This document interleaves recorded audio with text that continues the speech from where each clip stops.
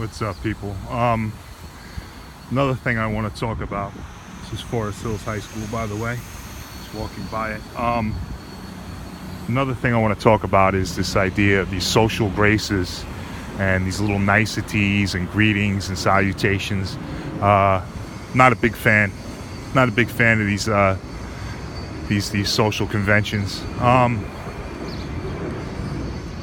Basically, the middle class is most concerned with these things. I read a few excellent books by an author named Paul Fussell.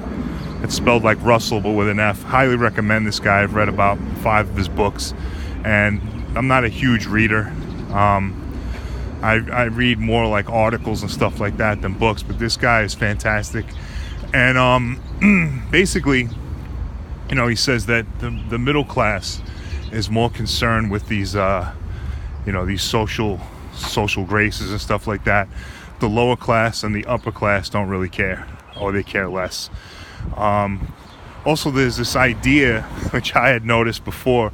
It's always good when I read something or I see something and it confirms my own thoughts. That's always the greatest feeling, because some of the things that I say are not conventional, and they're they're a little misanthropic, and they're not popular, but fuck popularity. And so Fussell also notes something that, I was always encouraged. Oh, you should smile more. And I always said, well, if you give me the appropriate stimulus, I will smile. I'm not going to smile gratuitously. I'm not going to show you my teeth for no reason. And that's what Fussell also says, that the middle class is obsessed with smiling and showing their teeth. So yeah, all this shit, like, for instance, God bless you.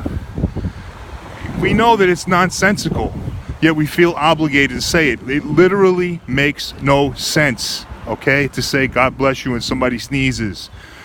There's no evil spirits. That's what the origin of Gesundheit, which is, basically the German version of God bless you, because they thought that evil spirits would enter your body when you sneezed.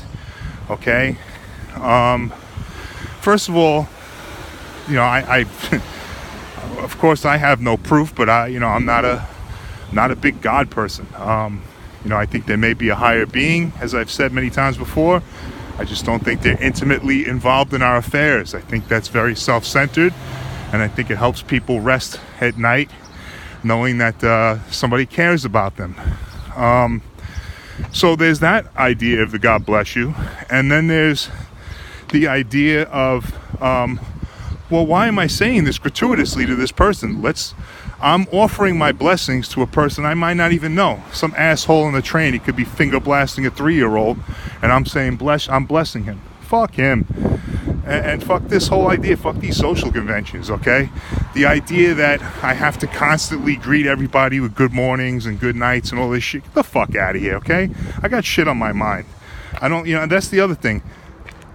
Oftentimes, the less class a person has, the poorer they are, and the less perspective they have, the more it matters to them whether or not you acknowledge them.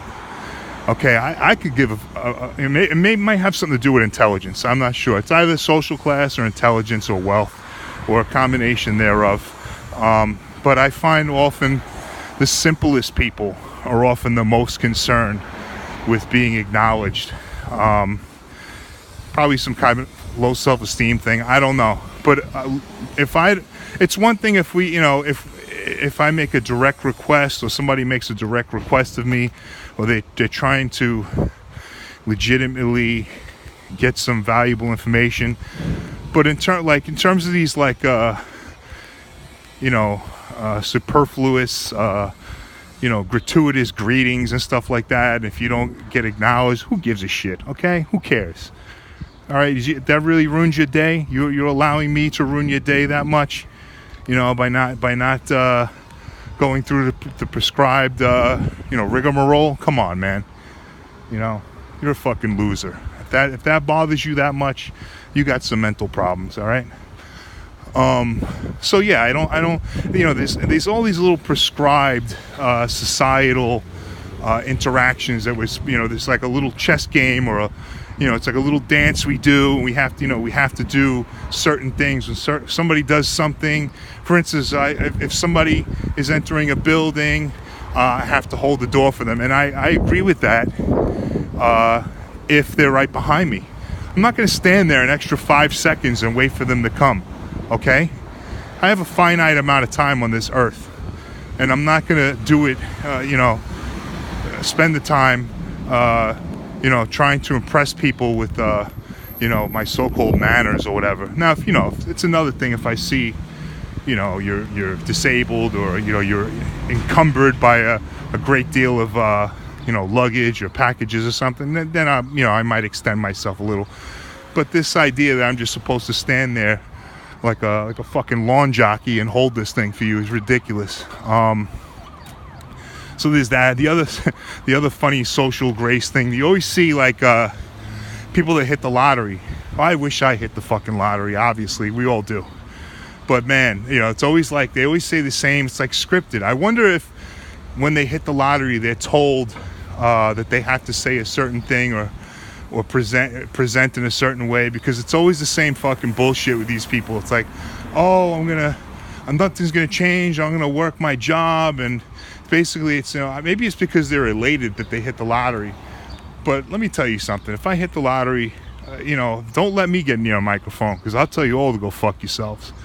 I'm gonna stay at my job. Why? Are you unable to entertain yourself otherwise? Can you not self-stimulate? Do you need to be under? I really feel that too. That's a quick digression. I really feel that a lot of people have to be under a whip. I feel they're not happy unless they're toiling for somebody. Me, I could definitely quit work tomorrow. I mean, and I don't need that to feel fulfillment, but a lot of people do. It's very strange. So yeah, there's that graciousness you always see with these lottery winners, where nothing's gonna change. I'm still coming to work and punching in, and get the fuck out of here. Let me hit the lotto. You see what I say. Anyway, all right, that's another video for you.